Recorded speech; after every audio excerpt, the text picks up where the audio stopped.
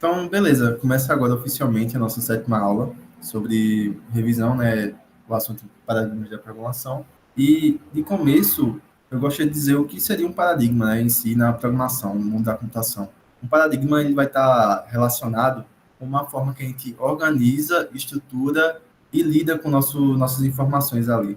Então, a gente vai bem devagar aqui, certo, para entender mesmo como é que funciona, porque é um conceito bastante abstrato, então pode ser difícil de pegar no começo, mas ele não é um assunto realmente difícil.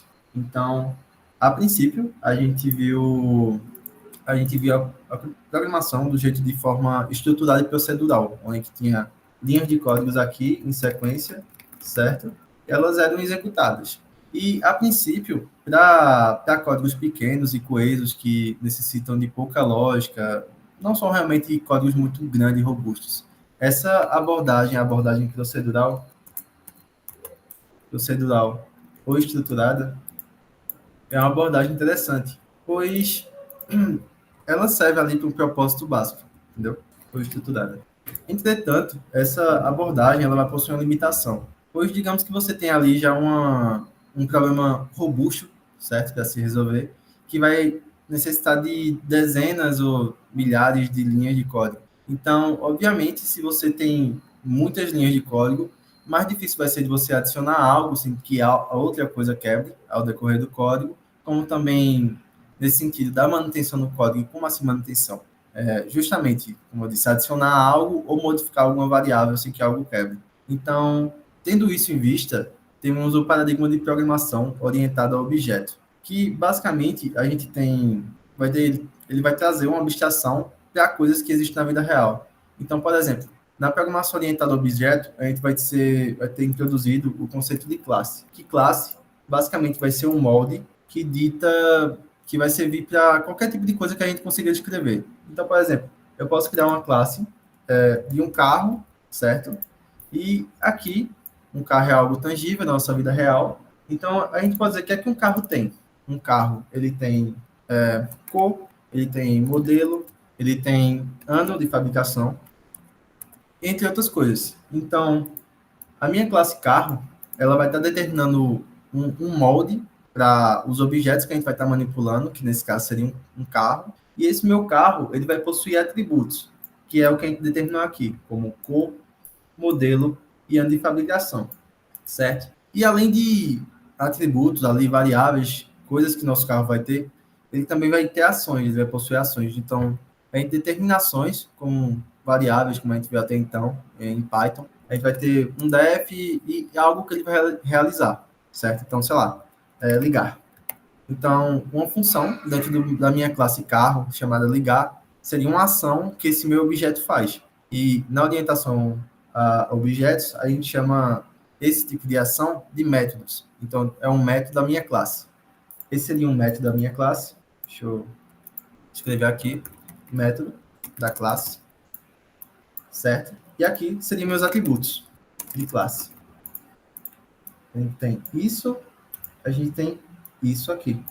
Então, de novo, meu método, ele representa uma ação. Ligar, desligar, andar, acelerar, frear, por assim em diante. Um exemplo do carro, certo? Já os meus atributos representam características do meu objeto. Então, cor, modelo, ano de fabricação. E a minha classe, ela vai estar inicializando esse meu molde, esse meu objeto em si. Então, a caráter de curiosidade, não existe apenas esses dois paradigmas, esses dois modos de se pensar e programar a parte lógica na programação. Além da procedural e estruturada, assim como a gente conhece, que seria uma lógica sequencial, e além também da orientada a objeto, onde a gente vai estar ali modelando o nosso objeto com base em características do mundo real ou com propriedades que a gente conheça, a gente também vai ter outros paradigmas, como o paradigma funcional, que é algo mais aproximado da matemática, onde a gente vai estar utilizando funções, construindo funções, e a sintaxe se parece bastante com realmente funções matemáticas. E a gente vai ter também os paradigmas lógicos, que eles vão funcionar, ter uma sintaxe bastante similar a ele vai utilizar de inferências lógicas para chegar a uma conclusão. Então, você tem ali algumas regras iniciais e, com base nessas regras e suas entradas, ele vai fazer um retorno ali com base nas inferências. Enfim, esses dois aqui são somente a base em função de curiosidade, pois a gente vai estar trabalhando justamente com a orientação a objetos, certo? Mas existem outros paradigmas além desses dois que a gente conhece.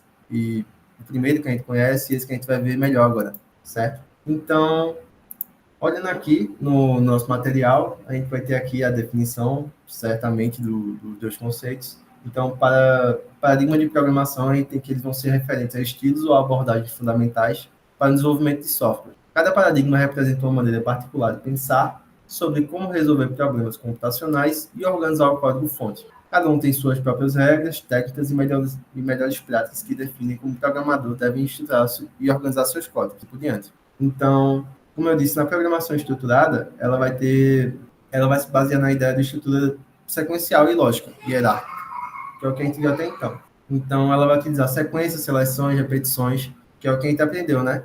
A gente vai ter ali a minha linha que vai ser executada linha por linha, a gente vai ter as nossas estruturas de repetições, que são o for, o while, e assim por diante. As nossas instruções de controle, que seria o if, else, elif, e por aí se vai, que é aqueles como seleção. Então, esses seriam os princípios, né, da programação estruturada, seria justamente a sequência, a seleção, repetição e subrrotinas, que são definidas com base nas funções, né, que nós construímos, certo? Então, a vantagem que a gente tem com essa lógica de programação estruturada é justamente a legibilidade. Então, um código estruturado é mais fácil de entender e manter, pois segue uma organização lógica e hierárquica. A gente tem facilidade de depuração, os erros são mais fáceis de encontrar e corrigir devido à estrutura clara e previsível do código. Manutenção, a divisão em blocos estruturados facilita as alterações e atualizações no código, sem introduzir muitos riscos de erros. Portabilidade, programas estruturados são mais facilmente portáveis entre diferentes plataformas e ambientes de desenvolvimento, certo?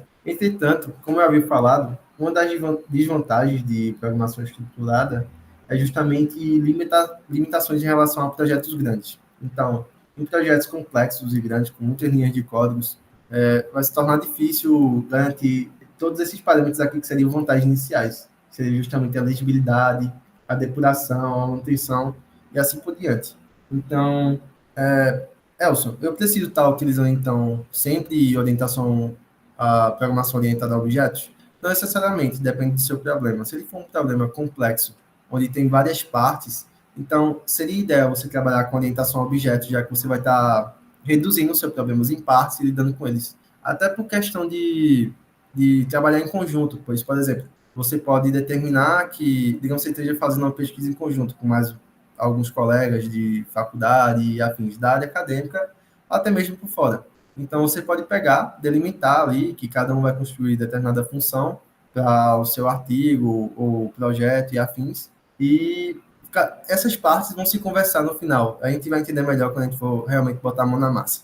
Mas a ideia da praticidade da orientação a objetos é justamente a modularidade, ou seja, dividir o problema em pequenas partes, certo? Então, voltando aqui à programação estruturada, a gente vai ter que outras desvantagens são a dificuldade em expressar algoritmos complexos e a menor flexibilidade em certas situações, certo? Então, aqui é um exemplo de como a gente estava vendo nos códigos até então. A gente tinha os códigos escritos de maneira sequencial, onde a gente tinha nossas entradas, depois nós tínhamos nossas operações e, por fim, a saída. Nada de muito novo até então, certo? Então, agora vamos ver como realmente se dá a estrutura de uma classe e como a gente trabalha com orientação a objetos em Python, certo? Então, a princípio, eu estou usando aqui o VS Code, certo? Ele foi apresentado como instalar e como usar na outra aula. Então, lá no material também tem como instalar o VS Code e tudo mais. Lá no grupo também eu mandei o passo a passo de como acessar o VS Code através do GitHub de maneira remota, né, utilizando o navegador, e assim por diante. Então, a princípio, primeiro aqui eu vou criar meu arquivo main.py, certo? Pessoal, eu estou indo muito rápido, está uma velocidade boa, vocês estão conseguindo compreender? Manda um joinha aí. Tá bem tranquilo, professor. Joia. Qualquer dúvida, vocês podem estar perguntando, certo? Então, ok. Criei meu arquivo aqui. Vocês estão conseguindo ver legal aí? Deixa eu ver aqui. Tá pequeno, né? Pronto. Acho que assim tá bom. Beleza.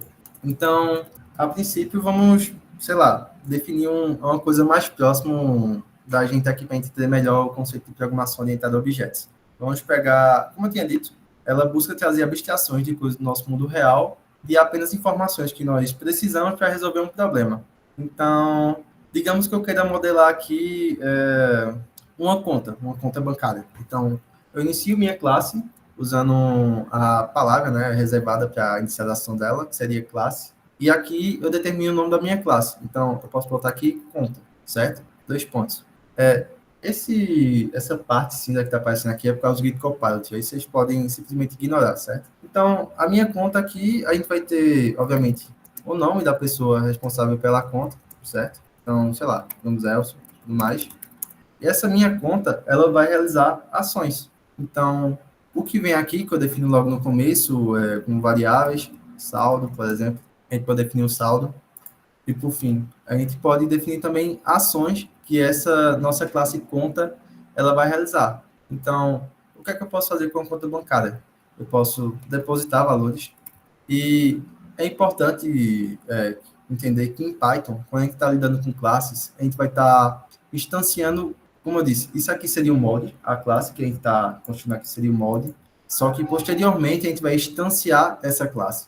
O que seria instanciar? Seria, de fato, criar o objeto para a gente poder estar manipulando e utilizando as operações que a gente determinou aqui no escopo da nossa classe, certo? Então, isso vai dar para entender melhor daqui a pouco, certo? Então, ao criar os métodos na nossa classe, a gente cria como se fosse uma função, a gente vai usar o def, a gente vai determinar um nome para essa função, e aqui dentro, a única coisa que vai ser diferente de uma função que a gente viu até então, vai ser o parâmetro self, pois por que a gente precisa utilizar esse parâmetro self? Esse self, ele determina que essa operação que eu vou estar realizando vai ser referente ao objeto que vai estar chamando ela, certo? Então, aqui eu coloco os parâmetros que eu vou precisar, no caso seria o valor que vai ser depositado, e aqui em seguida a gente tem self.saldo mais igual valor. Então, o que é que eu fiz?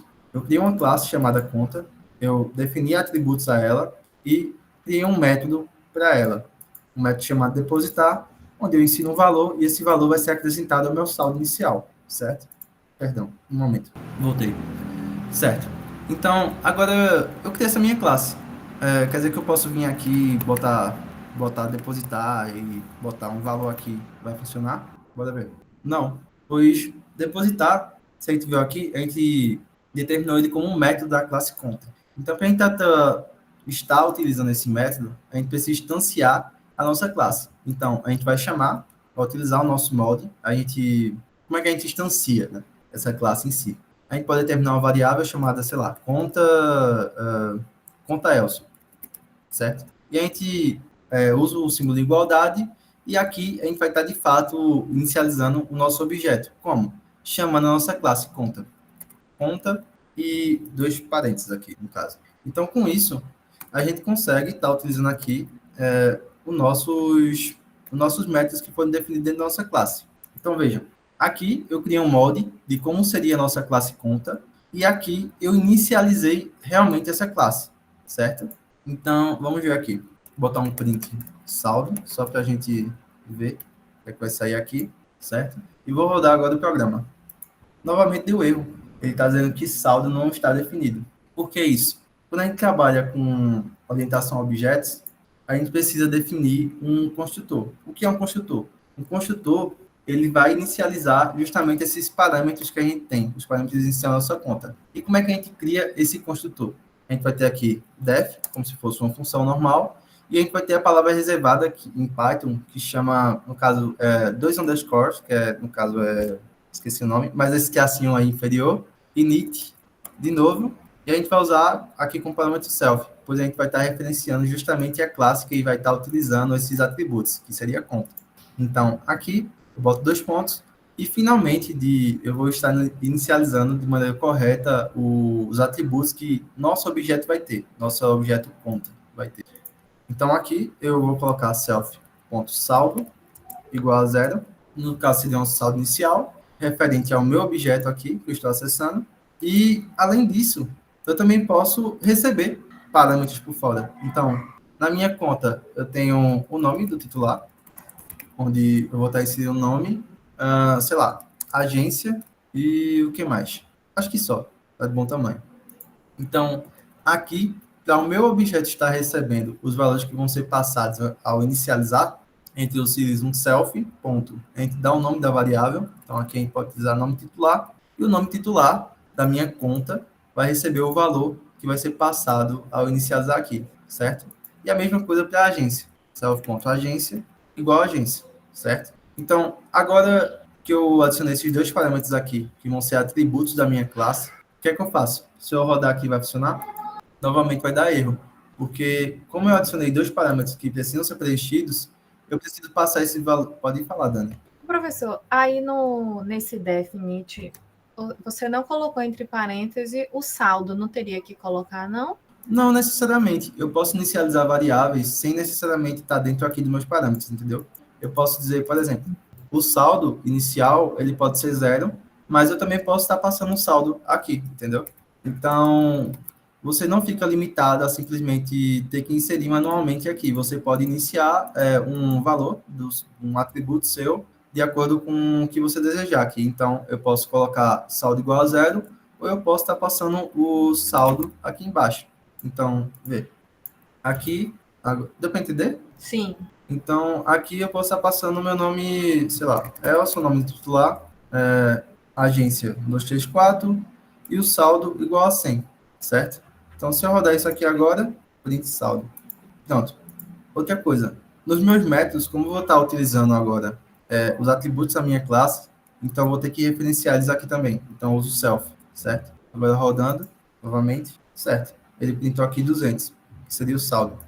Então, a gente teve aqui, a gente criou o nosso mod, no caso, nossa classe conta, inicializou os nossos atributos, certo? Que seriam referentes à nossa conta, e criou um método chamado depositar, onde ele recebe um valor, e esse valor é acrescentado ao nosso saldo inicial. Então, além disso, o que é que a gente pode estar fazendo aqui também? A gente pode estar acessando os valores referentes a esses atributos da nossa classe, certo? Então, se eu vier aqui, colocar um print, conta Elson, meu objeto, ponto, nome do titular, eu vou poder acessar o nome que foi dado aqui na inicialização do nosso objeto, certo? Então, ao rodar isso aqui, ele vai dar aqui Elson, certo? A mesma coisa para os demais atributos. Então, aqui eu tenho, além do nome titular, eu tenho agência e tenho um saldo também, certo? E se eu rodar isso aqui, eu vou ter tanto o nome que eu passei lá na inicialização, quanto a agência, além disso o valor e o valor após o depósito. Tranquilo até aqui? Então, basicamente, a parte fundamental da orientação a objetos é isso. Você tem a sua classe, que vai ser um molde, onde ela vai ter atributos e vai ter métodos, certo? Então, tudo bem até aqui, pessoal? Tudo bem. Joia. Então, a gente define o modelo, escreve os atributos, os métodos que ele tem, e a gente instancia o objeto, certo? Ao pegar e colocar aqui conta Elson, eu posso colocar qualquer nome aqui, na verdade, pode ser, sei lá, conta, só conta mesmo, vai funcionar igual, certo? E o que é mais legal é a questão de reusabilidade, que eu posso ter mais de uma conta, no caso eu posso botar aqui conta 2, não é uma boa prática, mas esse exemplo serve.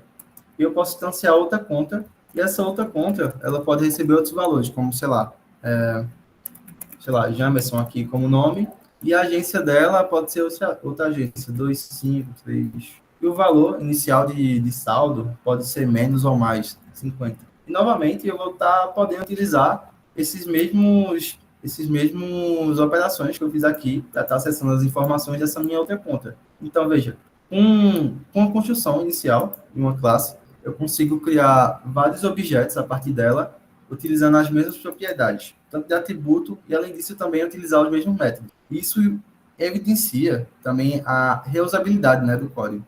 Então, se eu vier aqui e fizer der um Ctrl+C, Ctrl+V, e botar aqui conta 2, a gente vai ver agora as informações referentes à segunda conta, certo? E assim por diante. Então, bem, voltando, a gente viu o que é uma classe, a gente definiu o que é um objeto e como se instancia ele, a gente viu o que são os atributos, que são as características ou propriedades do objeto, e os métodos, certo? Que são as funções ou ações que essas classes vão realizar. Então, dentro ainda do conceito PO, a gente vai ter alguns pilares, certo? Entre eles, nós vamos ter o polimorfismo, a herança, a abstração e encapsulamento. E o que seriam esses pilares em si? A abstração, ela vai permitir representar características essenciais do objeto no mundo real de forma simplificada e sóbria, focando nos detalhes relevantes e ocultando os irrelevantes. Então, a principal ideia por parte desse ponto da abstração é justamente isso. Digamos que a gente vai desenvolver uma solução para um problema de, não sei, ancoragem de navio. Só que, se a gente for fazer para esse problema, levar em consideração todas as variáveis presentes para realizar essa ação, provavelmente demandaria muito mais esforço para consolidar isso. Então, nisso, a gente vai simplesmente só pegar os atributos, as variáveis que a gente precisa para estar resolvendo esse nosso problema, certo? Então, essa parte da programação orientada a objeto, essa abstração que ela traz uma certa facilidade para a resolução de problemas, certo? Passando aqui agora, a gente tem um encapsulamento, que seria o agrupamento dos dados, atributos e operações, métodos, relacionados em uma única unidade chamada de classe. O encapsulamento, ele protege os dados internos da classe e controla como eles são acessados e modificados por código externo. Então, o encapsulamento, ele vai estar relacionado justamente à segurança desses dados, certo? Então, veja só, aqui a gente tem nossos atributos, certo? E entre esses atributos, a gente pode ter alguns atributos sensíveis que a gente não quer que eles sejam acessados de maneira indevida por outras classes ou até por pessoas que não devem acessar mesmo. Então, em linguagem de programações como Java, por exemplo, a gente vai ter coisas como palavras-chave de acesso para essas variáveis. Então, em Java a gente tem private, protect e public, certo? Que elas vão determinar o nível de acesso a esses valores, dependendo por outras classes ou pacotes e assim por diante. E em Python, o que é que a gente tem? Em Python, a gente não vai ter esses termos aqui designados justamente para isso, mas a gente vai ter algo como... A gente vai conseguir esconder essas nossas variáveis de outras classes utilizando o underscore aqui logo no início dos nossos atributos, certo? Então, vejam, por que eu faria isso? Imagina que alguém chega aqui, simplesmente vem aqui na minha classe, pego aqui e boto o meu saldo igual a, sei lá, 1 milhão. Conta.saldo igual a 1 milhão. Certo? Então, não faria sentido. O ideal seria que esse método de alteração do valor do saldo seja realizado através de um método que faça isso de maneira adequada, que seria justamente o nosso método de depositar. Então, para evitar que haja esse acesso direto a essa nossa variável, a gente utiliza esses mecanismos, certo? Essas convenções, para estar delimitando, no caso, fazendo com que outras pessoas não usem de maneira devida essa coisa. Em Python, é o uso essas duas barras aqui inferiores, né? Então, certo. Se eu fizer isso agora, ó, primeiro sem esse daqui, se eu fizer rodar aqui, nome titular.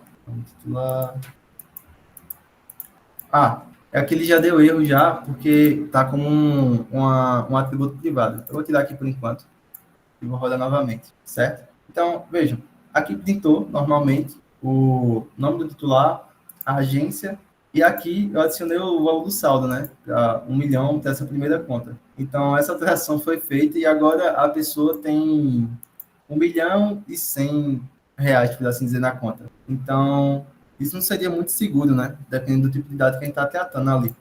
E uma convenção que a gente está acessando e modificando esses nossos atributos são os usos de getters e setters, que seriam justamente métodos propriamente feitos para pegar esses valores, sem ser acessando diretamente através do atributo, e também modificando esses valores. Então, a gente teria, para pegar o valor do saldo, a gente teria um get saldo, a gente vai passar o self aqui, quem está referenciando a nossa classe, e aqui a gente estaria retornando o valor do nosso saldo. Em depositar, a gente faria do jeito que está aqui mesmo, a gente referenciaria a nossa classe, passaria o valor, e com isso a gente adicionaria o saldo, certo? E como é que a gente faria para proteger esses dados? Novamente, a gente adiciona 2 barras inferiores aqui, E se a gente tentar agora adicionar, modificar esse valor diretamente, o código ele vai nos retornar um erro, certo? Tanto no nome titular, quanto na agência, quanto no valor do saldo da conta. Então, a gente vai ter que utilizar os métodos de getter e setters para pegar esse valor e estar modificando e mostrando eles na nossa tela. Então, se eu rodar aqui self.saldo, tem que mudar aqui os nomes, né? Porque o nome das variáveis foram alterados também, certo? E pronto. Se eu fizer aqui um print e eu vim aqui conta get saldo, eu vou conseguir obter o saldo da minha conta. Depositar, vou tirar esse print aqui, certo? Então, vai aparecer 200. Inicialmente, eu inicializei com um saldo de 100, depositei 100, e através do método get que a gente criou, a gente vai ter 200, certo? E a mesma coisa, a gente pode ter vai ter o método de setter, que no caso seria referente aqui ao igual ou não ao depositar. No caso, o setter, ele definiria o valor, redefiniria o valor da nossa variável. Então, a gente teria o set saldo. E aqui a gente passaria o valor que a gente gostaria de setar na nossa variável. O get, ele vai ser, como a gente não quer que essa variável que a gente tem aqui no nosso atributo, ele seja sobrescrito de forma indevida, a gente vai ter que, para a gente acessar esses valores desse nosso atributo da classe, a gente vai estar utilizando dois padrões que são por conversões, que é o getter e setter. No get, eu defini aqui uma função, botei o nome dele get saldo, self, e aqui ele vai estar retornando o valor do saldo da minha conta, certo? Do meu objeto. Então, defini aqui o meu getter, dei um nome a ele, vai ser como se fosse uma função normal, e aqui ele vai estar retornando o valor referente ao meu objeto lá, a minha conta que eu inicializei. Então, por exemplo, inicializei minha conta aqui. A minha conta ela tem nome de titular igual a Elson, agência 1234, e o valor inicial do depósito, o saldo, no caso ali, vai ser 100, certo? Então, aqui, eu peguei conta.depositar, usei o método aqui da conta, que seria depositar, passei o valor a ser depositado, e aqui embaixo, para pegar o valor, em vez de eu acessar diretamente a variável fazendo isso aqui, já que agora não é mais possível, justamente por ser uma variável privada agora, ele não vai permitir que isso aconteça. Deixa eu só comentar isso aqui. Ele vai dar um erro, porque a variável está privada agora. A gente vai utilizar um método especificamente para estar consultando esse valor desse atributo. Então, seria justamente o get saldo. E aqui, para a gente chamar, a gente pega nosso objeto, ponto, o nome do método que a gente quer usar, get saldo. E com isso, ele vai retornar para a gente o valor esperado. Ou não. Deixa eu ver aqui. Pronto, certo? 200. Deu para entender agora? Mais ou menos. Basicamente é uma convenção. Você vai utilizar tanto o getter quanto o setter para estar manipulando os atributos em vez de estar manipulando diretamente aqui, sabe? Setando que nem a gente estava fazendo antes. Em vez de eu colocar saldo igual a 200, que não seria o ideal, a gente vai estar... Pode falar. Certo. A gente vai estar utilizando nossos métodos de get. Agora o set, vou criar o set aqui, set saldo, onde a gente vai estar passando ali o valor que a gente deseja setar. E aqui a gente tem self.saldo, que no caso vai ser o nosso valor de saldo atual, ele vai receber o valor que vai ser passado por esse método, certo? Quando ele for chamado. Então, aqui, para a gente visualizar melhor, eu posso fazer ponto set saldo igual a 300. Aqui, a gente pode fazer outro print do get saldo. E o que é que vai acontecer aqui? A princípio, eu tenho 100, deposito 100, fico com 200. Aqui, com o get saldo, ele vai retornar o valor que está no meu atributo de saldo, de acordo com o que eu defini aqui no método, certo? E logo em seguida, eu vou estar setando um novo valor para ele. Não estou depositando, estou setando. Ou seja, eu estou pegando aquele valor e redefinindo. E logo em seguida, eu faço um get para ver se o valor realmente foi alterado devidamente, certo? Então, com isso, a gente tem aqui 200, que seria referente ao meu valor inicial, mais o 100. Então, aqui eu estou visualizando o valor que está no meu saldo, e logo em seguida eu estou reescrevendo o valor que está lá no meu saldo, e novamente pegando ele aqui, certo? Então, sobre encapsulamento, seria justamente forma de você proteger o seu dado para que ele não seja acessado de forma indevida. Então, em Python, a gente não vai ter palavras reservadas, e a gente vai estar utilizando esses essas barras inferiores aqui para estar meio que escondendo essas variáveis de outras classes, entendeu? Esses atributos de outras classes. Então, é isso, sobre a questão de encapsulamento. E por convenção, a gente usa getters e sets para acessar esses dados e modificá-los, certo? Então, continuando aqui, a gente vai ter também, fechando o encapsulamento, a gente falou agora, e agora a gente vai ter o conceito de herança. O que seria herança? O nome é bem intuitivo, né? Basicamente, a gente tem, ele permite uma nova classe, ou subclasse, a partir de uma classe existente, superclasse, aproveitando seus atributos e métodos, a herança promove a reutilização. Ficou meio confuso aqui, mas o que acontece? Eu tenho uma classe principal, uma classe base, e a partir dessa classe eu posso recriar, eu posso utilizar os atributos e métodos dela em outra classe nova. Então, por exemplo, digamos que eu tenho aqui uma classe chamada conta, certo? E aqui agora eu tenho uma classe chamada conta corrente, onde essa conta corrente, ela vai ter basicamente tudo que uma conta normal tem, só que, digamos que o método de depositar dela seja distinto da minha conta normal, minha conta usual, certo? Então, se eu fosse fazer como eu fiz no anterior, eu criaria aqui minha classe, definiria aqui meu construtor, normalmente, eu vou copiar aqui, porque basicamente seria a mesma coisa, e aqui eu definiria novamente a mesma coisa, certo? E modificaria o que seria mudado essa minha nova classe. Que seria, digamos que o depositar. Digamos que o depositar, na verdade, aqui ele não vai ser o valor todo, ele vai ser 90% do valor. Seria o valor que foi inserido vezes 0,9, certo? Isso para a conta corrente. Então, veja, essa classe aqui, conta corrente, ela é basicamente a mesma coisa dessa aqui. A única distinção é que o meu método depositar, ele vai ter essa diferença aqui.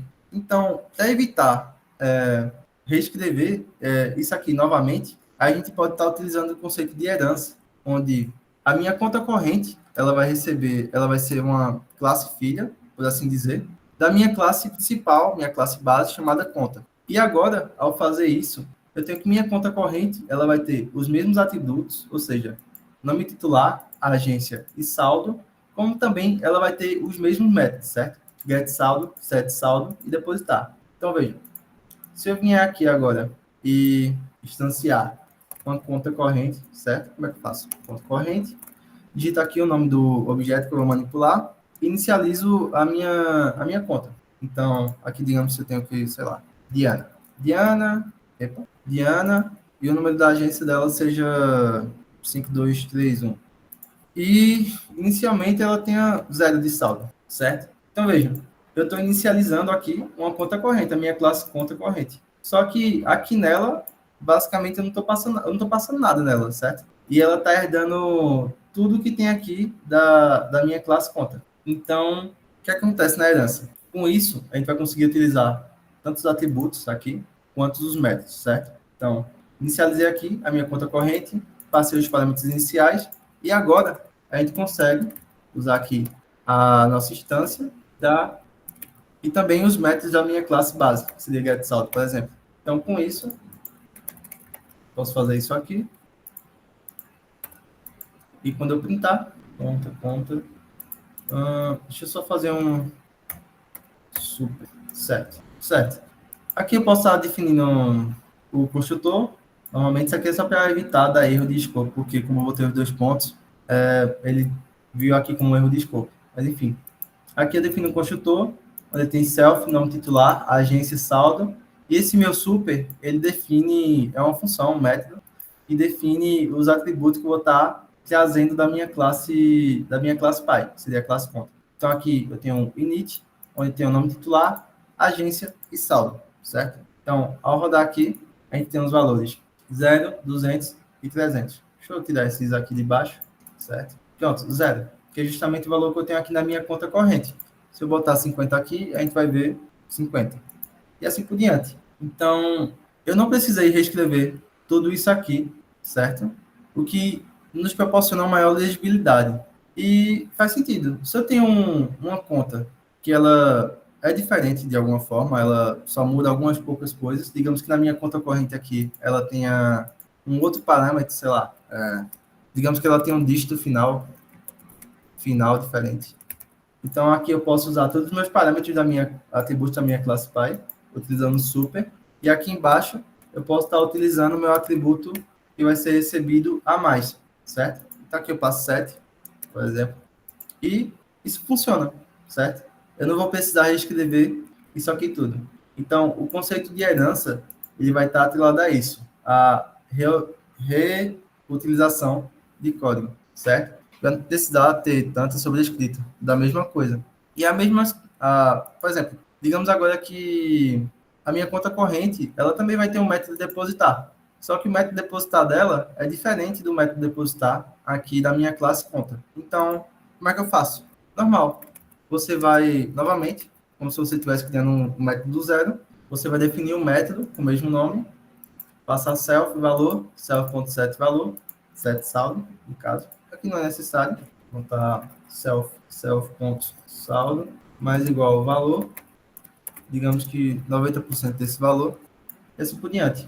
Então, aqui, se eu usar conta corrente, depositar 100 agora. Isso aqui deve retornar para a gente 90. Conta corrente, saldo. Certo. Novamente houve aquele problema, porque esse valor de atributo saldo, ele é privado. Então, aqui, a gente vai ter que utilizar get.saldo. No primeiro momento, vamos tirar isso aqui, só para visualizar melhor. Pronto. Então, a gente teve o valor vezes 0,9. Então, a gente tinha 50 mais 100, e foi 100 vezes 0,9. E aqui a gente tem um saldo final, nosso ponto corrente, certo? Deu para entender legal a questão da herança? A herança, basicamente, a gente vai ter uma classe, que é muito similar a uma classe base, e essa classe a gente consegue herdar os atributos e os métodos dela. Além disso, a gente consegue também sobreescrever os métodos dessa nossa classe, certo? Então, tá tranquilo, pessoal? Então, joia. Então, outro atributo, outro pilar da programação orientada a objetos, seria justamente o polimorfismo, onde ele permite que os objetos de diferentes classes sejam tratados de maneira uniforme, facilitando a flexibilidade e extensibilidade do código. O polimorfismo permite que os métodos de classe base sejam sobrescritos em classes derivadas, adaptando-se ao comportamento conforme necessário. E foi justamente o que a gente fez, foi a questão da sobrescrita dos métodos e também a modificação da adição de atributos e assim por diante, certo? Então, essa é a primeira aula, a gente vai falar só de orientação a objetos, a princípio, e na próxima a gente vai ver sobre persistência de dados para não ficar tão carregado. Então, revisão que a gente fez aqui. A gente aprendeu o conceito de classe, que classe é algo utilizado na orientação a objetos para definir um molde para algo que a gente está abstraindo da realidade, onde nosso objeto ele vai ter atributos que representam características desse nosso objeto. A gente utiliza o construtor, utilizando init, aqui, 2 inferior de init, novamente. A gente vai definir aqui o self, para referenciar ao nosso objeto. Vamos ter as entradas dos nossos parâmetros, que vai ser definida ao instanciar o objeto, e a gente consegue manipular nossos objetos através de métodos da nossa própria classe. Então, a gente consegue criar métodos como se fosse função, utilizando def, o nome deles, utilizando aqui como parâmetro o self, para referenciar novamente o objeto, e os parâmetros necessários da manipulação dessa função, desse método, no caso. E os métodos são referentes a ações que o nosso objeto ele pode realizar, certo? Além disso, a gente consegue também mudar a visibilidade dos nossos atributos e o acesso deles, assim por dizer, utilizando essas 2 inferiores diante do nome do atributo, fazendo com que outras classes não consigam acessar os valores dela diretamente, modificá-los e assim por diante, certo? Pronto. Isso aqui foi um exemplo base, assim, uma coisa mais próxima da nossa realidade, né, que seriam contas bancárias e assim por diante. E agora a gente vai partir para uma abordagem mais matemática, certo? Vou só dar uma olhada aqui rapidinho, para ver se eu não esqueci de nada. Ah, sim. Ainda tem a questão da abstração, no caso das interfaces. Em orientação a objetos, a gente tem o conceito de interface. O que seria interface? Deixa eu renomear aqui, certo? Interface. Interface, ela vai ser basicamente um contrato, onde eu aqui vou definir na minha interface o nome dela somente. Então, a gente vai ter o nome da interface. E essa interface, ela vai definir os métodos que as classes que herdarem o que for definido aqui nessa minha interface, elas têm que ter para poder funcionar em si, entendeu? Não sei se ficou tão claro. Deixa eu pensar outra maneira de explicar isso aqui. A minha interface, ela vai ser definida e, além disso, ela vai ter métodos abstratos, que são métodos que a gente vai definir que as classes que herdarem essa minha interface, ou seja, essa minha interface vai ser como se fosse uma classe pai, e as classes que herdarem esses atributos dela têm que implementar esses métodos que eu vou definir aqui dentro da minha interface. Então, aqui dentro dessa minha interface, eu vou ter alguns métodos, certo? E esses métodos, eles vão ter que ser implementados nessas classes que herdarem essa interface. E a interface seria também outra forma de abstração, pois através dela a gente consegue ter acesso a nossas classes e os métodos dela, sem necessariamente a gente precisar saber como elas foram implementadas, entendeu?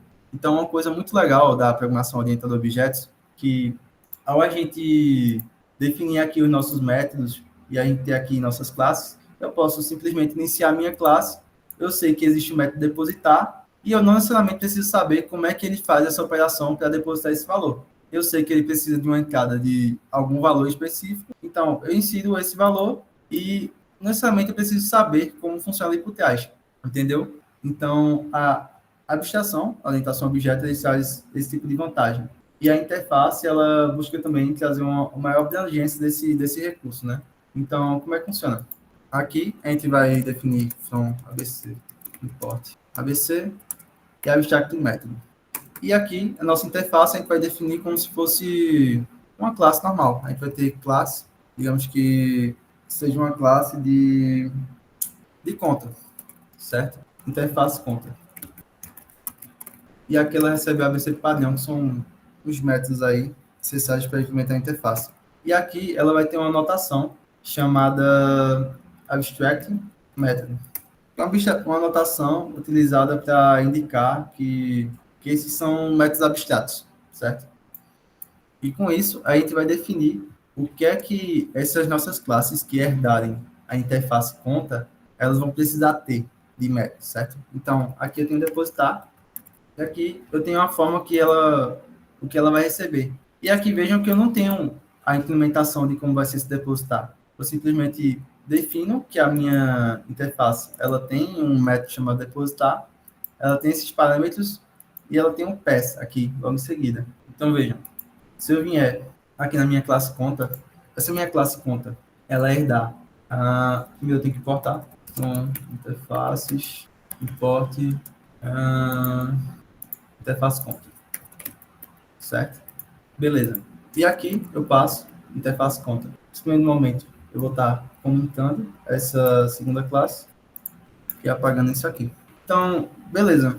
Aqui na minha classe conta, que agora está herdando interface conta, ela tem, novamente, ela tem os métodos que a gente tinha dado anteriormente, get, set e depositar. E se a gente instanciar ela aqui, então a gente tem João, da agência e um valor aqui. Então, se a gente tentar utilizar o método getSaldo, vou colocar um print para conseguir visualizar aqui e rodar. Só adicionar de novo aqui. Beleza. Quando eu rodar isso aqui, retorna o valor normal. Porque eu estou passando a minha interface aqui, ela não foi definida aqui os métodos de get. Deixa eu tentar criar outro método aqui. Def sacar self valor. A gente vai estar tirando o valor da minha conta. Que eu posso também adicionar os títulos de controle para verificar, né, se eu tenho esse saldo disponível. O saldo não pode ser negativo. Se o saldo for maior ou igual ao valor, então a gente pode subtrair esse valor. Caso contrário, a gente pode dar um print aqui de saldo suficiente, certo? Então, fazer agora conta ponto sacar, e funcionou. Bem, não sei se é um erro de implementação, mas qual é o contexto das interfaces em Python, em qualquer outra linguagem orientada a objeto? A gente define os métodos que a nossa classe que herdar isso aqui vão ter, e basicamente elas vão poder utilizar essas funções em si, certo? Então, esse seria um conceito de interface. Interface seria um contrato que eu tenho entre o que eu defino aqui e o que a minha classe precisa ter para ela poder ser utilizada. Beleza? Então, deixa eu ver só outro exemplo aqui. Então, pronto.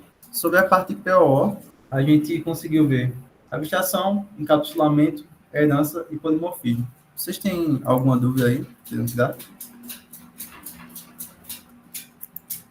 Não? Ok. Então, vamos partir para outro problema agora, certo? Digamos que eu queira trabalhar com matriz agora. Matriz, vou criar aqui um arquivo chamado matriz.py. E como é que eu faria para fazer essa abstração da minha matriz? Então, primeiro, eu defino aqui um class, dou o nome do meu objeto, e aqui, como nas outras vezes, eu defino meu construtor. Então, eu tenho def, init, self, e aqui eu vou receber de entrada a quantidade de linhas e colunas. Então, aqui eu tenho self.linhas, não vou usar o argumento private aqui, igual linhas, self.colunas, igual colunas, e agora que eu consegui definir aqui o que é que minha matriz tem, no caso, uma matriz ela vai ser definida pelo número de linhas e colunas, certo? Eu posso criar um método agora para criar a minha matriz em si. Então, eu posso aqui iniciar def, cria matriz, passar self, 2 pontos, e basicamente o negócio já disse como é que seria aqui. Então, a gente pode definir aqui uma matriz inicial vazia, onde a gente vai estar integrando no caso, uma variável até a distância do número de linhas. Eu vou estar adicionando aqui mais um array dentro dessa minha matriz, e logo em seguida, para o número de colunas, eu vou estar adicionando zeros, essas minhas arrays que foram adicionadas aqui. Então, eu inicializo uma matriz vazia. Aqui, eu vou estar percorrendo as linhas, vou estar criando elas, certo? No formato de adicionar mais arrays dentro desse arrays. Então, isso aqui vai ficar, dependendo do número de linhas, eu vou ter, inicialmente, eu tenho um array vazio. Então, digamos que se eu tiver 3 linhas, ele vai adicionar mais 3 arrays aqui dentro, certo? E aqui, para as colunas, ele vai estar adicionando os valores em cada um desses arrays que eu tenho aqui dentro. Então, se digamos que eu tenho um número de coluna igual a 3, a gente vai ter uma estrutura de dados igual a essa aqui. Então, pronto. Uma coisa legal é que eu posso utilizar esses meus métodos que eu criei aqui na minha classe dentro da minha própria classe. Então, aqui no construtor, eu posso definir o self.matriz igual a self. Na verdade, aqui, criar matriz. E aqui eu passo self.linha, self.colunas. E aqui eu esqueci de passar como parâmetro, mas a gente vai ter linhas. No caso, não precisa, porque aqui ele já está referenciando já os valores que foram definidos aqui pelo construtor. Então, a gente pode também visualizar, né? Essa nossa matriz foi criada. Então, para visualizar, a gente pode criar uma função aqui, bonita, matriz, self. E aqui a gente faz um for e in range, o número de linhas, que no caso seria o número de arrays internos, e aqui a gente pode printar os is, certo? Então, bora ver como é que tá aqui isso. A gente pode, primeiro, a gente precisa instanciar nosso objeto matriz. Então, digamos que eu chame a minha matriz de M1, e M1 vai ser uma matriz de 2 por 2, certo? Então, deixa eu rodar aqui, cria matriz, cria matriz, mas no caso não tem esses argumentos aqui no cria matriz, certo? Então, o objeto foi inicializado corretamente, e agora a gente pode visualizar as informações. Então, se eu vier aqui e botar matriz, isso aqui dentro de um print, para a gente conseguir visualizar as informações, o que eu estou fazendo aqui? Eu estou pegando da minha matriz que eu inicializei 2 por 2, do meu objeto, o valor que está no atributo matriz. Com isso, ao rodar, a gente vai ter aqui nossa matriz 2 por 2 criada. Tá vendo? Então, se eu utilizar meu método específico para isso, que é print a matriz, a gente vai ter matriz. Beleza. O que é que deu errado aqui no caso? Eu estava printando o valor do i em vez de estar acessando os elementos das listas internas, certo? Então, novamente, eu instanciei o objeto, eu pensei, o que é que uma matriz tem? Uma matriz ela tem linha e colunas, certo? Então, linhas e colunas vão fazer parte dos meus atributos iniciais, que eu vou estar ensinando aqui no meu construtor. Então, eu inicio meu construtor, passo os parâmetros aqui, os parâmetros são recebidos ao inicializar o objeto. Então, eu passo o meu objeto criado, instanciado, dentro de uma variável para estar manipulando esses valores através dos métodos que eu criei. Eu criei um método aqui chamado criaMatriz, onde ele inicializa uma matriz vazia e, a partir disso, ele vai inserindo o número de linhas mais arrays vazias aqui dentro, e dentro esses arrays secundários, vai inserindo os zeros de acordo com o número de colunas que a gente tem, certo? Então, se eu vier aqui botar uma matriz 3 por 3 e rodar novamente, botei aqui uma matriz por 3, 3 por 4 e assim por diante. Então, a maneira de se pensar na orientação objeto é essa. Eu vou pegar meu objeto, vou ver as propriedades deles, os atributos, por assim dizer. Eu defino ele aqui e aqui eu vou estar podendo manipular esses valores através dos meus métodos, certo? Então, além disso, o que a gente pode fazer aqui? A gente pode criar um método que ele soma matrizes. Daqui ele vai receber como parâmetro outra matriz. Perdão, deixa eu beber água aqui rapidinho, enquanto voltei. Então, utilizando aqui o que o Copilot nos deu, o que é que ele está fazendo aqui primeiro? Ele está verificando se o número de linhas da nossa matriz principal ele vai ter o mesmo número de linhas da nossa matriz que a gente vai estar passando. Ele já supôs que a gente vai estar utilizando outro objeto e aqui ele também verifica se o número de colunas vai ser igual. E caso eles forem iguais, ou seja, digamos que sejam duas matrizes quadradas de 3 por 3, a gente vai estar conseguindo utilizar fazendo a soma de matrizes, né? Então, aqui a gente vai estar inicializando uma matriz de apoio, uma matriz vazia, onde a gente vai estar passando matriz e os valores de linhas e colunas, e aqui a gente vai estar percorrendo as linhas e as colunas, né? E logo em seguida, a gente vai pegar essa nossa matriz auxiliar e vai estar dizendo matriz soma, ponto matriz, nas coordenadas IJ vai ser igual a matriz, self.matriz, no caso, a matriz que a gente recebeu, e vai estar somando com a outra matriz que vai ser passada como parâmetro aqui. Está um pouco confuso, né? Mas o que é que ela faz? Ela primeiro compara se os dois têm o mesmo são matrizes de mesma ordem. Depois disso, ela cria uma matriz auxiliar e com isso ela vai percorrendo os elementos. Perdão, um momento. Com isso ela vai percorrendo os elementos e somando eles um a um, certo? Então, o que é que eu posso fazer aqui? Posso inicializar outra matriz, posso chamar de M2, do mesmo tamanho, e com isso posso vir aqui, dizer M1 ponto soma matriz e passar M2 aqui como parâmetro, certo? Em seguida, eu posso estar imprimindo aqui M2, fazendo um M1 no caso. Na verdade, a gente pode estar imprimindo essa operação, já que ela vai estar retornando a matriz que vai ser somada, para fazer aquela matriz auxiliar, certo? Então, rodar isso aqui. Deixa eu ver. Aqui eu vou passar ponto self, ponto matriz. Deixa eu analisar aqui. Calma aí. Deixa eu dar só uma olhadinha aqui no método. Estranho. Não tá indo. If, linha, outra linha, self, outra ponto matriz, linhas. Matriz colunas, matriz soma, matriz self, linha. Enfim, não estou conseguindo identificar agora o que é que tem de errado. Mas a ideia da lógica de desenvolvimento aqui está correta, certo? provavelmente ele não está conseguindo acessar os valores da matriz agora. Mas eu poderia fazer também dois pontos matriz. Posso fazer um método chamado getMatriz. Deixa eu ver aqui. Def get matriz self, onde isso aqui vai retornar a nossa matriz. Primeiro de tudo, deixa eu ver aqui como é que ela vai ficar. Get matriz. Certo.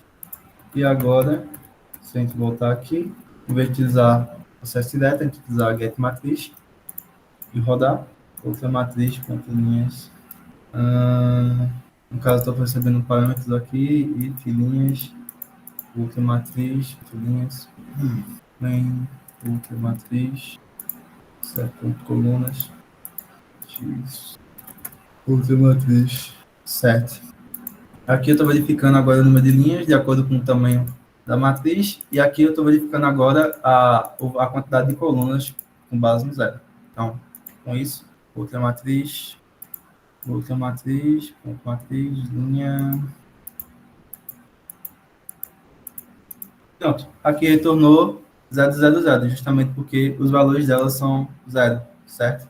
Então, se eu modificar aqui, os valores eles vão somar corretamente. Então, o nosso método de soma matriz, o que é que ele faz aqui? Ele verifica se elas são da mesma ordem, ela cria uma matriz auxiliar, percorre a lista e soma os objetos. Como as matrizes que a gente está inicializando aqui, ambas têm valor 0, então elas estão retornando aqui valor 0, certo? Então, fora isso, o que é que a gente pode estar fazendo aqui também em relação a matrizes, né? A gente pode estar utilizando o conceito de herança, pois a gente vai ter matrizes como, por exemplo, a matriz de identidade, que ela é um tipo de matriz, só que ela tem um tipo de criação diferente. Então, a gente pode instanciar aqui uma nova classe chamada matriz identidade, onde ela vai receber aqui, ela vai herdar os atributos e métodos da classe matriz, certo? Então, aqui no nosso construtor dela, a gente vai ter o definite, e agora a gente vai ter a ordem dela, né? Então, para quem não lembra, a matriz de identidade basicamente é uma matriz quadrada, onde a diagonal vai ter o valor igual a 1, e os restantes, a diagonal principal, no caso, e os restantes são igual a 0. Então, aqui eu inicializo um self, ponto, ordem, igual a ordem, e aqui eu tenho que a minha self, ponto, matriz, ela vai receber também o criar matriz, no caso, que vai ser criar matriz também. A gente pode utilizar o método de usar a sobrescrita de método, certo? Aqui. Então, a gente vai ter esse mesmo método de criar matriz, só que com algumas diferenças, né? A gente tem que, nossa matriz de identidade, ela, quando o valor de I e J são iguais, a gente vai ter que o valor ele vai ser igual a 1. E caso contrário, os outros valores vão ser igual a 0, certo? Então, pronto. Se eu rodar isso aqui, eu vou instanciar a minha classe. Então, eu tenho aqui matriz identidade, esse é igual a matriz identidade, e aqui eu tenho a ordem, né? Ordem 3. Só verificar aqui rapidinho. Pode falar, Antônio. Professor, em orientação a objeto, quando a gente sobrescreve de uma classe herdando da outra um método, e a gente faz uma sobrecarga, quer dizer, reescreve o método, minha pergunta é, em Python tem como você fazer com que não possa fazer sobrecarga em algum método específico? Em algum método específico, não fazer sobrecarga. Não que eu me recorde agora. Eu sei que para as variáveis, os atributos, para não ter acesso a eles, como eu falei, tem um underscore, né? Tem bem, além da sobrescrita, tem a sobrecarga, como você falou aí, onde a gente pode estar utilizando o retorno de algum método de outra classe dentro do nosso método. Então, aqui eu posso estar utilizando também o super, ponto criar matriz, por exemplo. Aí ele vai criar uma matriz de acordo com o método aqui da minha classe que ele está sendo herdado. Mas sobre a gente privar um método, por assim dizer, eu não vou saber te responder agora, mas eu acredito que não.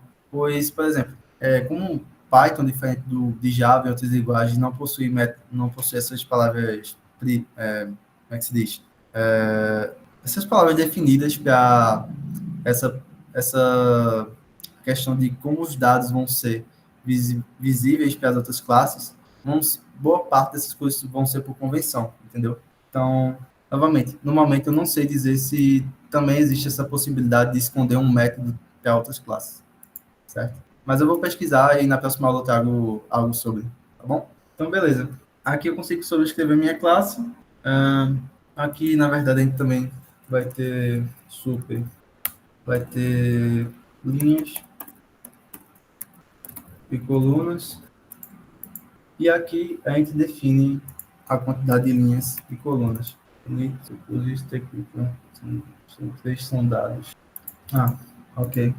Eu acabei passando um parâmetro a mais aqui sem querer. Pronto, ok. Então agora eu inicializei, instanciei minha classe aqui de maneira correta e posso fazer um print da minha matriz gerada na matriz de identidade. Então ele criou aqui corretamente, utilizando o método que a gente fez de criar a matriz com a sobrescrita do método anterior. E se a gente também pode utilizar o método da nossa classe base, né? No caso seria o de printar matriz, por assim dizer. Então, a gente pode vir aqui, matriz de identidade, ponto, printar matriz, certo? E aqui a gente consegue visualizar melhor a nossa matriz de identidade. Então, vejam, novamente, a orientação de objetos, ela é muito útil quando a gente quer abstrair coisas, então a gente consegue definir as nossas classes com base nas características do nosso objeto, da vida real. Então, isso se aplica a diversas coisas. Por exemplo, do lado da física, talvez trabalhar com elementos com partículas e coisas do tipo, a gente pode definir velocidade e outros tipos de características, e aqui operações de acordo com o que a gente necessitar. E nem eu fiz aqui com as matrizes, né? Aqui, mais para o lado da matemática, a gente vai ter que uma matriz, ela vai ter linhas e colunas, a gente consegue definir isso, consegue criar métodos, que métodos são ações utilizadas por nossas classes para realizar operações. Então, aqui eu tenho um método que ela cria a minha matriz, com base no número de linhas e colunas que foi dado inicialmente, e eu posso também utilizar esses meus métodos dentro da minha própria classe, certo? Inclusive, eu utilizei aqui para inicializar um dos atributos. E, comumente, a gente vai utilizar getters e setters para estar acessando e modificando esses atributos, esses atributos. E, além disso, a gente consegue também, a partir de dado uma classe base, como a classe matriz que a gente tem aqui, onde ela vai ter todos os atributos principais, como também classes, a gente vai ter casos específicos, como matriz de identidade, onde ela vai ter essa pequena alteração aí, né, na questão da construção dela, onde a gente pode estar utilizando das mesmos métodos e atributos da nossa classe base, e modificando através de sobrescrita, sobrecarga, entre outros, o que a gente precisar modificar para essa nossa classe, certo? Então, para a orientação a objetos, é basicamente isso. Então, além disso, a gente também vai ter a parte de modularização, né? Onde a gente pode estar acessando essas nossas classes através de outro arquivo. Então, digamos que eu tenho aqui um arquivo chamado de teste matriz, por exemplo, .py. Então, aqui eu posso estar importando a minha classe matriz, do meu arquivo matriz. Então, final matriz, import matriz, a minha classe matriz e a minha classe matriz identidade. E com isso eu posso estar trabalhando separadamente a parte das operações com meus objetos aqui em outro arquivo. Então, veja, eu posso simplesmente pegar isso aqui. Aqui vai ficar simplesmente a criação da minha classe com atributos e métodos. E eu deixo a parte da instanciação e, basicamente, onde eu vou inserir meus dados e as manipulações, quais atos vão ser feitos aqui. Então, a gente tem uma certa abstração na parte da implementação, pois eu sei que a minha classe matriz ela tem um método chamado print, a minha matriz de identidade ela vai ter um método lá que ela vai estar criando, mas não necessariamente eu preciso saber como isso é feito, certo? Então, se eu rodar isso aqui, a gente vai ter o mesmo resultado do outro. Eu vou estar instanciando minha matriz 1, minha matriz 2, minha matriz de identidade, e vou poder estar utilizando o meu método de arquivo diferente daquele originário, onde a minha classe foi criada, certo? Então, deixa eu ver mais uma atividade que a gente está fazendo aqui agora, para encerrando essa aula. Queria saber se está dando para entender legal aí, às vezes pode ser um pouco repetitivo, mas para fixar legal é interessante trazer, tá aí, né, trazer novamente essa informação. Então, Deixa eu só pegar aqui algum outro exemplo que a gente está fazendo, certo? Para finalizar essa aula de revisão. Então, certo. Eu vou fazer uma das questões que foram passadas agora nessa atividade que o José postou lá no Classroom. Fazer a primeira questão para vocês entenderem melhor, né? Para a gente exercitar aqui melhor a parte do PO. Vou estar criando aqui um arquivo chamado fração.py e aqui eu vou estar colando o que ele pediu lá. Então, pronto. Na questão 1, ele pede a implementação de uma classe para representar frações. Então, ele diz, cria uma classe fração que representa uma fração matemática, contendo numerador e denominador.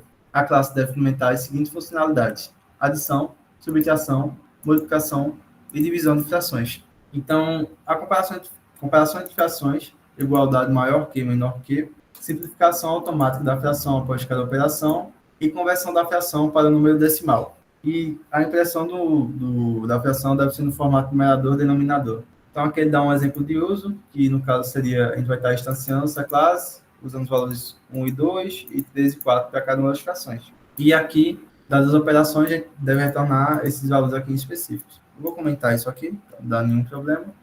E aqui embaixo a gente vai estar implementando.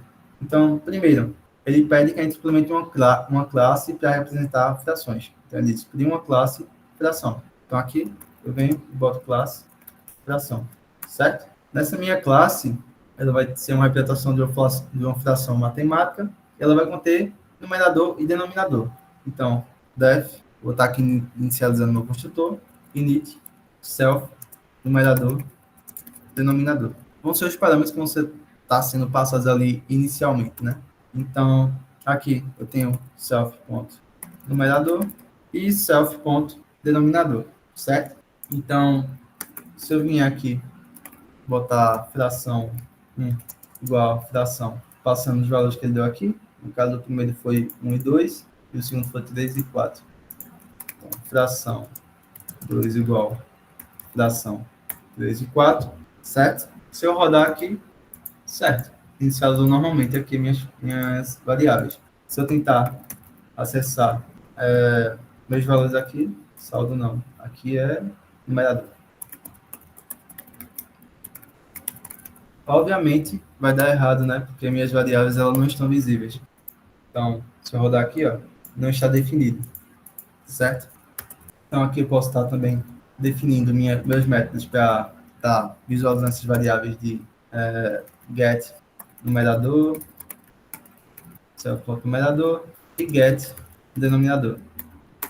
Além disso, eu posso estar setando também, né? Eu posso fazer um def set numerador, como também um def set denominador, certo? Então, aqui, a gente pode testar, os nossos métodos foram criados, a gente pode vir aqui e fazer fração 1 ponto get, sei lá, numerador. Se a gente rodar isso aqui, e tiver isso aqui, a gente tem 1, que é justamente o valor que a gente tem aqui no numerador. Se a gente pegar do denominador aqui, a gente vai ter o 2. A gente pode estar setando também agora, fazendo fração 1.7, numerador igual a 5. Quando a gente rodar aqui, a gente vai ter 5 e 2. Beleza. Temos nossos getters e setters. Agora vamos criar o que ele pede aqui. Após criar a classe função, a classe fração e determinar os atributos, a classe ela deve ter as seguintes funcionalidades: adição, subtração, multiplicação e divisão de frações. Para a gente fazer a adição entre duas frações, a gente tem que dar uma fração, sei lá, 2 mais qual é o outro? 3, 4. Para a gente realizar a soma de duas frações, a gente tem que tirar primeiramente descobrir quem é o mínimo múltiplo comum desses valores aqui do nosso denominador. Após isso, a gente vai pegar e dividir por esse valor denominador. No caso, após encontrar o múltiplo mínimo comum, a gente vai dividir pelo número do denominador e vai estar multiplicando pelo numerador. E após isso, a gente vai ter a mesma base que vai estar dividindo, e em cima a gente pode estar somando os elementos, né? Então, certo.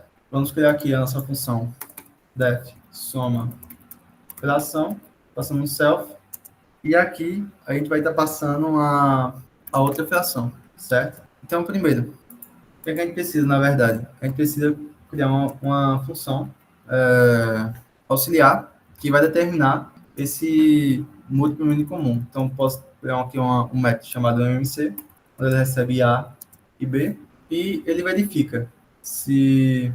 já deu aqui, já. Se A é igual a zero ou B é igual a zero. Obviamente, frações que são divididas por zero não retornam, vão dar zero, no caso, dão um valor indefinido, enfim. Então, a gente retorna zero. Caso contrário, ele vai determinar o resto de A por B, enquanto o resto for diferente de zero, A igual a B e B igual a resto. Eu vou implementar de outra forma, certo? Vou fazer isso aqui. Eu vou verificar se A é maior do que B, e caso A for maior do que B, a gente tem outra variável aqui auxiliar, vai dizer que maior vai ser igual a A. Caso contrário, maior vai ser igual a B. Lógico, né? Então, aqui a gente vai ter um loop, while true. No caso, ele vai ser executado enquanto essa condição for verdadeira. E o return aqui, ele garante que esse loop ele vai sair quando esse conjunto aqui de condições for alcançadas. E, certo, quais são as condições aqui, né? A gente tem que, se o maior valor, no caso, a gente vai definir se vai ser o denominador A ou B. Então, nesse caso aqui, a gente tem 2 e 4, onde A é 2 e B é 4. A gente tem que, o maior vai ser B. Então, maior vai ser BB e B é igual a 4. Maior é igual a 4. Então, maior é módulo de A. Se o módulo, no caso, o módulo, você dividir pelo valor e o resto ser equivalente a zero. A gente tem que, como condição, ele tem que ser o valor que a gente atribuiu aqui, no caso 4, o resto dele dividido por 2, que é o valor de A, tem que ser igual a zero, e o maior divisível por B, no caso também é 4, tem que ser igual a zero também. E aqui ele vai estar retornando o nosso valor do MMC, seria o múltiplo mínimo comum, certo? E caso ele não consiga achar esse valor, ele vai incrementar até encontrar o próximo valor de maior, que ao dividir por A ou B, o módulo dele vai ser igual a zero. E no caso ele tem que ser igual a zero para tanto A quanto B, certo? Então, essa foi a lógica aqui para estar implementando um MMC. Então, aqui na soma de frações, o que a gente vai ter? Primeiro, a gente vai precisar definir o MMC. Então, a gente tem self.mmc. A gente vai chamar a nossa função aqui. Quando a gente vai passar self.denominador. E aqui a gente vai passar a outra função, .getDenominador. Ele vai estar pegando aqui o valor através do método da instância do objeto, certo? E com isso, a gente vai ter que o numerador, ele vai passar, numerador 1, ele vai passar a ser o numerador que a gente tem, vezes o MMC, que a gente encontrou, dividido pelo denominador, isso multiplicado, posteriormente, com o número do numerador, certo? O nosso numerador 2, ele vai ser igual ao numerador da segunda função, vai seguir a mesma ideia, né? Vai pegar o MMC, dividir pelo denominador, e depois multiplicar pelo numerador. E, por fim, a gente vai ter que o nosso numerador, no caso, a gente pode chamar aqui, sei lá, numerador final, numerador soma, vai ser igual ao numerador 1, que a gente define dessa forma, e o numerador 2. E, por fim, a gente pode estar retornando aqui uma string. Então, usando um F, a gente usa o format, né? E aqui a gente pode passar essas variáveis da seguinte maneira. Numerador soma, que vai ser a soma dos dois valores numeradores que a gente achou, a partir da MMC. E aqui a gente vai ter que, o que vai estar dividindo vai ser o valor do MMC.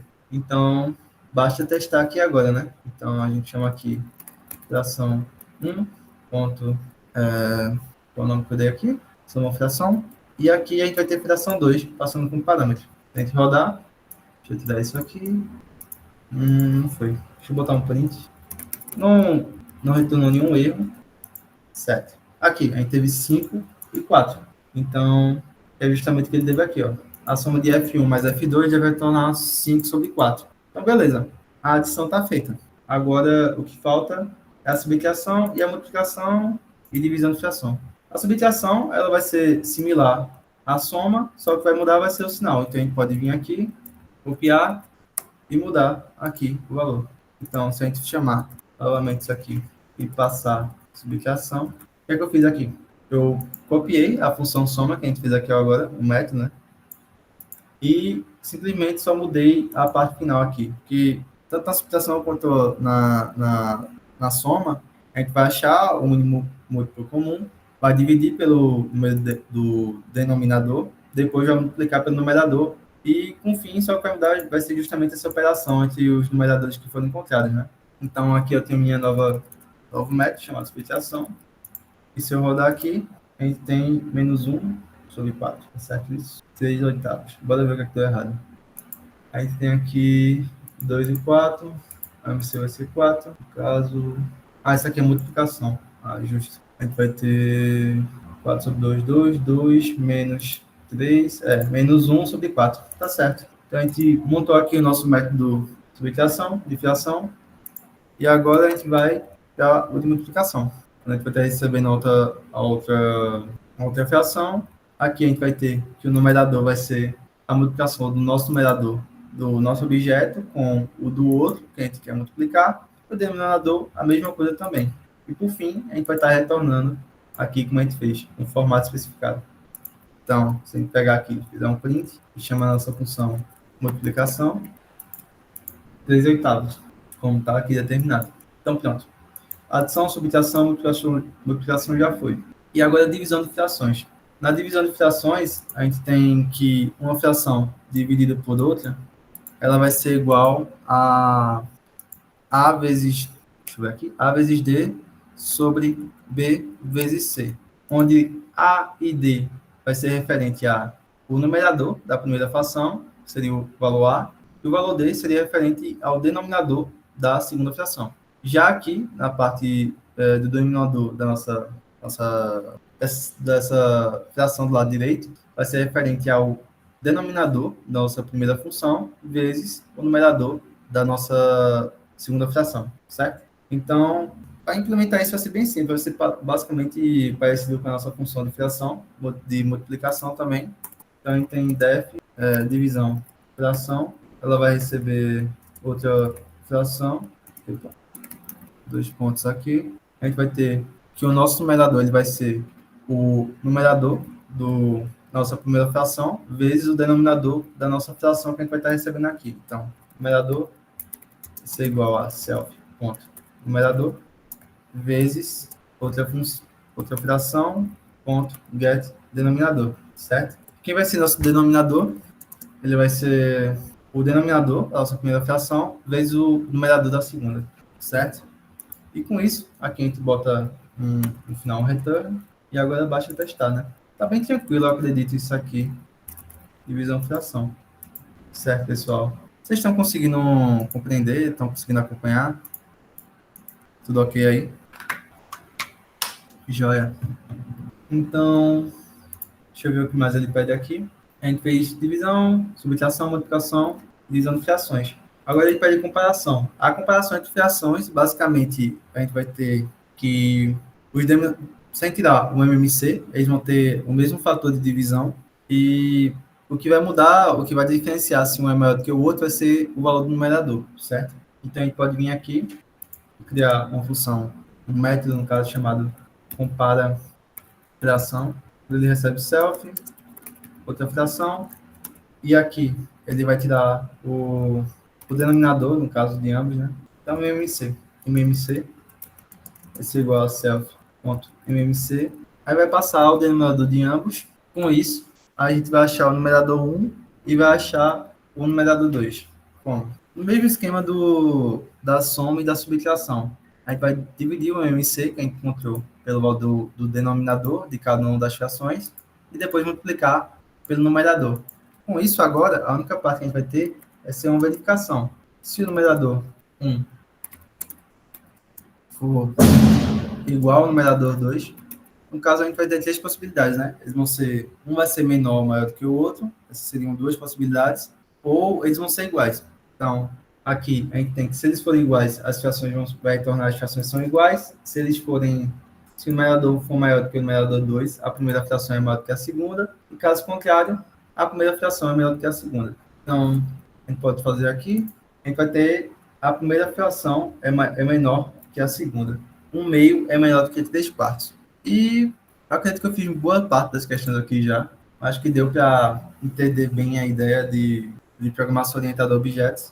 E para essa aula é isso, certo? Então, vou estar encerrando aqui a gravação agora, encerrando a 7ª aula, certo?